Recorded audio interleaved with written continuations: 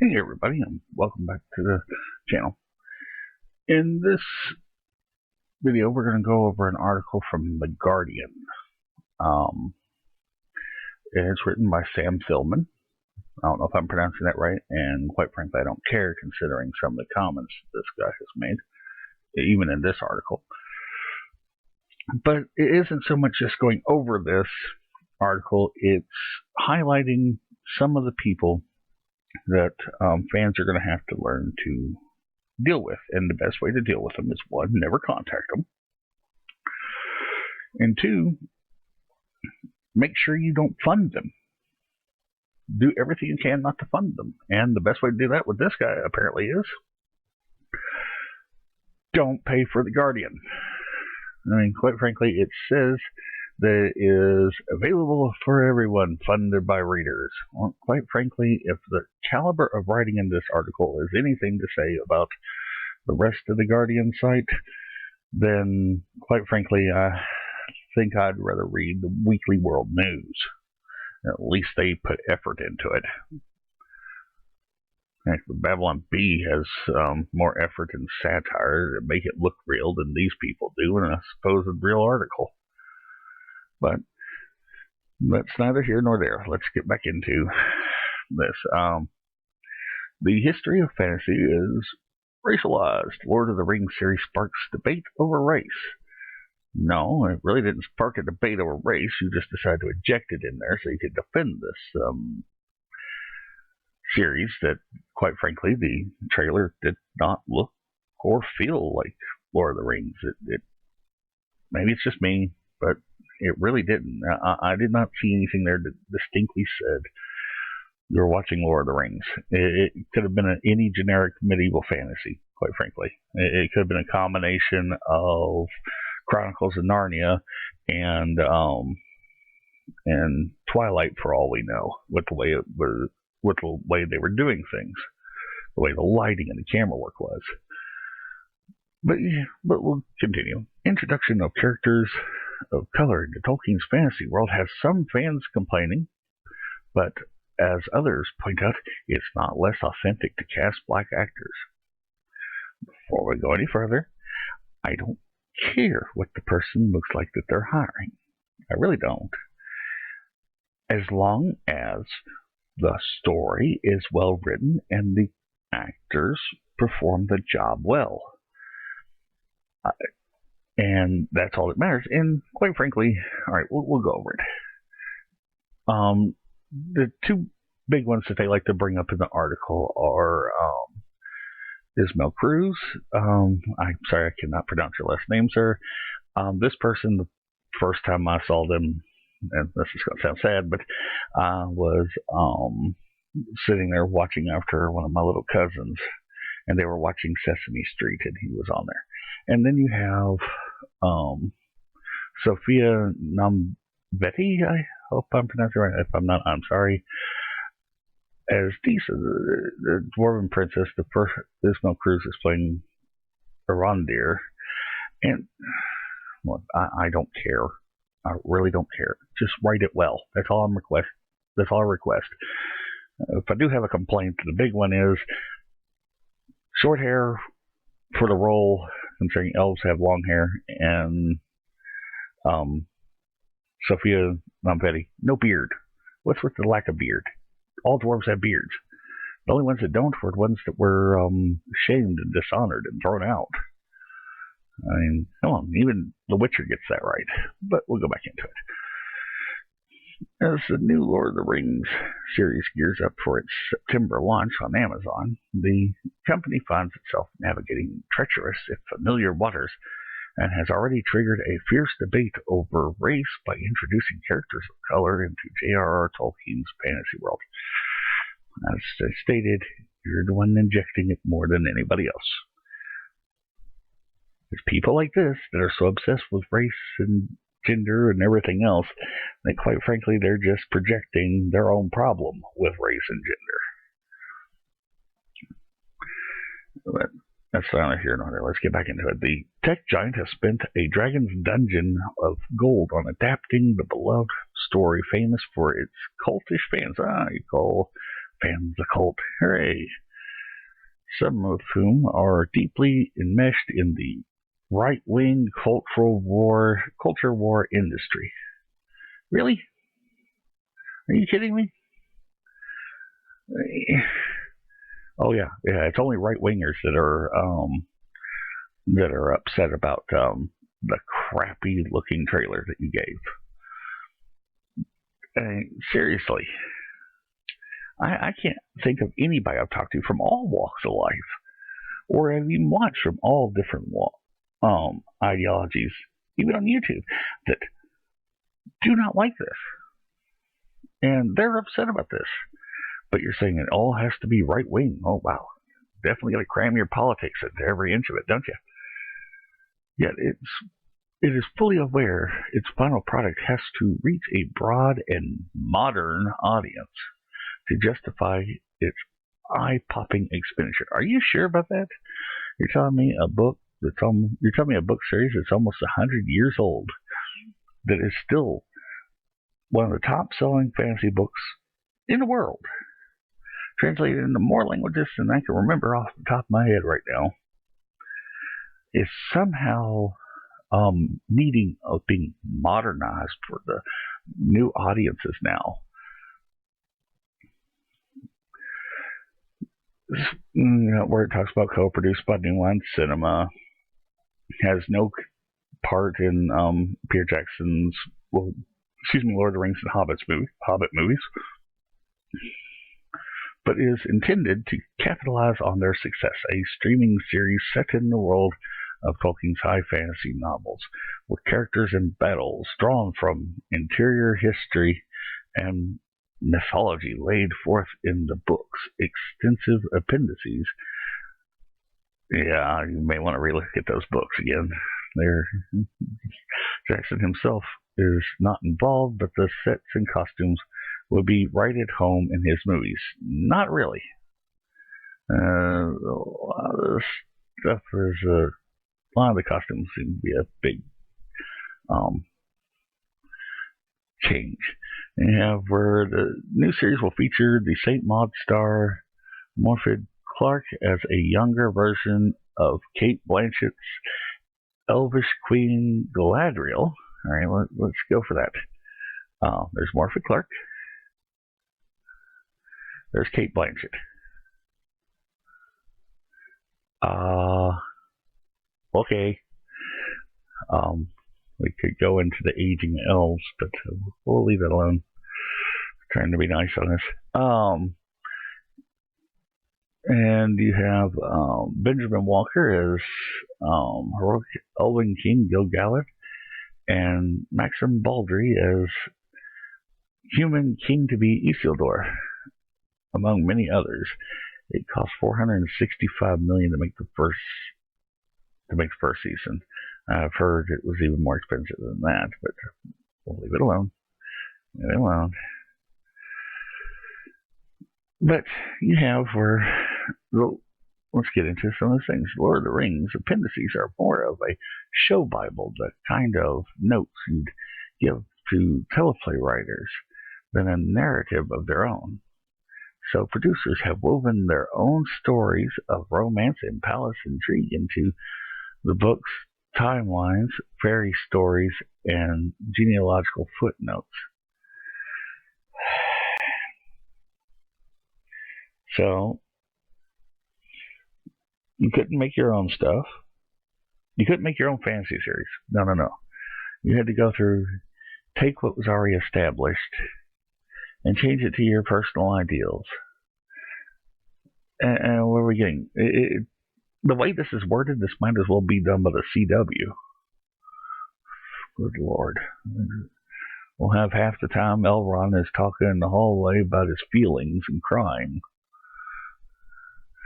That has allowed them to cast people of color as some of the series' elves and dwarves, pleasing some fans of the book, some of the book's fans, and angering others. Recently, Vanity Fair ran a spread promotional video for the show, including images of Sophia Nomvedi as Dwarven Princess Disa and Ismael Cruz. I am sorry, I can't do the little chicken thing.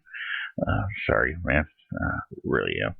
As Elvish Warrior Arondir. On YouTube, the trailer for The Rings of Power has 67,000 comments as of writing, and thousands of them are the same quote from Tolkien about the corrupting and uncreative nature of evil. Evil cannot create anything new. It can only spoil and destroy what good forces have invented and created. It reads in multiple languages. Others were more blunt. Imagine spending millions of dollars to promote your woke social justice warrior garbage of a film. Way to tarnish a good franchise. Read one. Amazon decided to destroy Tolkien's work because why do a good job when you can just be corrupt and force your political beliefs, stated another. South Park retroactively changed the name of one of its characters from Token to Tolkien. Here, let's get to the real good meat and bones of the attack of this guy. It's tempting to dismiss the complaining as the usual internet nerd rage. Similar disputes played out when actors of color started picking new major roles in Star Wars products. So you're trying to say people are upset about John Boyega, but that was it. The story for the Disney Star Wars movies was just god awful. I had no problem with John Boyega. As a matter of fact, I figure his role was wasted. There's a lot of flexibility you could have done with a stormtrooper that turned, but no, you just completely shafted any possibility of a decent story with him. And to add insult to injury, you decide to insult him by making it so he's not just a former stormtrooper, he's a janitor. Really? What's wrong with you? But the conflict's also about the rise of two kinds of media empire, not just one. There is Amazon, the crown jewel and vast business empire of Jeff Bezos, the richest man in the world, and there is YouTube, a place for every dork who likes to complain about pop culture and whose darker corners are a frequent haunt for ism and bigotry.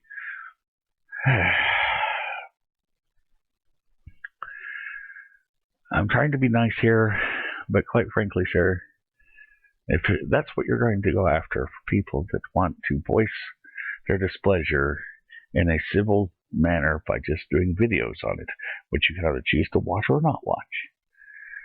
Mr. Sam Philman, rarely want to give you Mr., but quite frankly, you look like the type of person that cries after sex. Not because you actually had sex, but because you're overwhelmed with joy because your wife's lover just got finished spraying his load all over your face. But that's not nice. That's not nice. I need to calm down. I'm sorry. It's just people like this, and they're infested everywhere. I mean, the thing gets worse. It gets so much worse. YouTubers complaining about fan mistreatment have hundreds of thousands, sometimes millions of subscribers. Inevitably, these fans are devoted to movies, TV shows, and comics from their childhood, and many are constantly on the watch for a new version that might expand the role of women, add character of color, or include characters who aren't straight. No, we're on the watch for talentless hacks like yourself, and apparently some of the people at Amazon, unfortunately, that instead of adding the person, and instead of adding these different people, expanding the roles and making them make sense, you are using them like purse puppies for awards. That's what you're doing. And to virtue signal, see how much better I am than you? Yeah, that's all you get. When they get riled up, they can coordinate broad campaigns of harassment and even threats of violence across social media. Shut up. You're the same person who says whenever you get told to go perform a vigorous act of self-procreation, it's an act of violence upon you. And skewed perception of public opinion. It's the sort of thing that often meets with approval of the broader right-wing media. No, quite frankly, they're just as bad. These are the same ones that went after things like Mortal Kombat and other things we enjoy. You're two sides of the same coin. You both go after it. You just want to squeal that somehow you're morally superior because you want to have diversity. Go to hell. They're not right-wingers that are against this. They're just fans. You know what a fan is? A fan is somebody that loves a product and doesn't want to see it destroyed. Know what you are?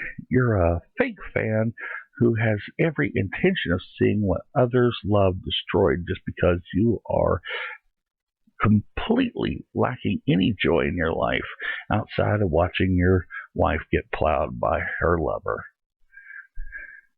which will sometimes fan the flames of a useful controversy. Talented social media trolls have gone on to jobs on cable television. The extremity of protest over the unrealistic presence of, screw you, I'm not going to play with your race baiting anymore. And if you want to look up Ebony Thomas, go ahead. Here's the book she has. Yeah, Dark Fantastic Race and the Imagination from the Harry Potter to the Hunger Games. Yeah. You had to go through and find somebody to, I'm going to virtue signal with look, I found a professor. I found a associate professor at the University of Michigan. Yeah. If you look her up, it gets pretty dark from there. I'm not saying she doesn't write a good book, but some of her comments are pretty nasty. But these people are worse. They go through. Some devotees are refusing to see ground. They're talking about, here's one.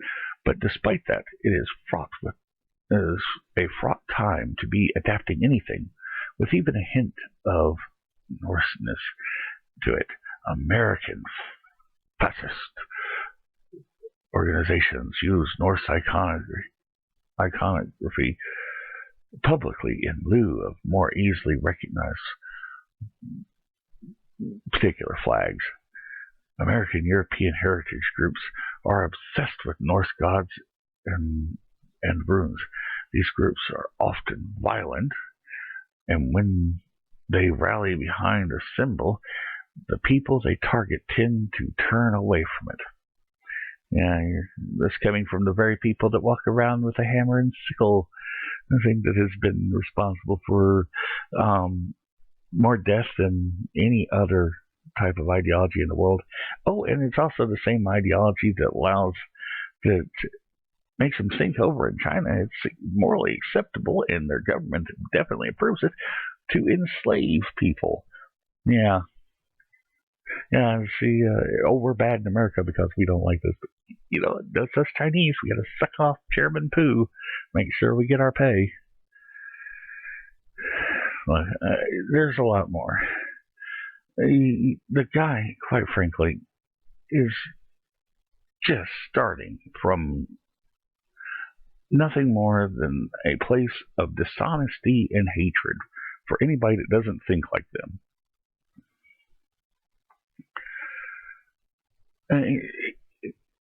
At one point, the guy talks about... All right, let me get to it. Let's see. The guy's talking about the Tolkien estate. Okay, talking about Thomas, who loves Tolkien, doesn't think so. She points out that the notoriously restrictive Tolkien estate doesn't think so either. Either in this case, Tolkien's official interpreters are far less concerned with uniform pigmentation among cast than they are with making sure the new show doesn't touch the potentially lucrative events of the Silmarillion. A posthumous novel the state would surely like to see sold to a big movie studio for gobs of cash. Ever think that maybe just a handful of people at Tolkien Estate actually care about what was written? So respect for what was written? But these are the types of people we're going to have to deal with. We're going to get nonstop attacks from these. This, I guarantee you, the guy had it written. Well, you can already tell he had it written and published before the trailer even came out during the Super Bowl. I mean, to give you a little perspective in the caliber of things that this person likes, like I said, do not contact them. You have some of their other articles. The one that we got here, you got another article from August. Marvel and DC face backlash over pay. They sent a thank you note and $5,000. The movie made $1 billion. Don't care. Somebody could probably explain to me what the hell a Pepe the Frog is, but I don't care about that. Oh, here's TV review. Star Trek Discovery, Season 3 review. It's the most thoughtful series yet. Yeah. Oh, here's one. Just more politics to cram in. How do you stop the far right from using the Punisher skull? Make it a burn, loot, murder symbol. I'm sorry, I'm not going to give that group any respect after they murdered people. Just not happening. Buy large mansions, burn, loot, murder, however you want to put it. Then you got don't care because Watchmen is by far the best adaptation of the comic book. But should fans watch it? If you want to watch it, watch it. But I'll tell you this much: the show was garbage.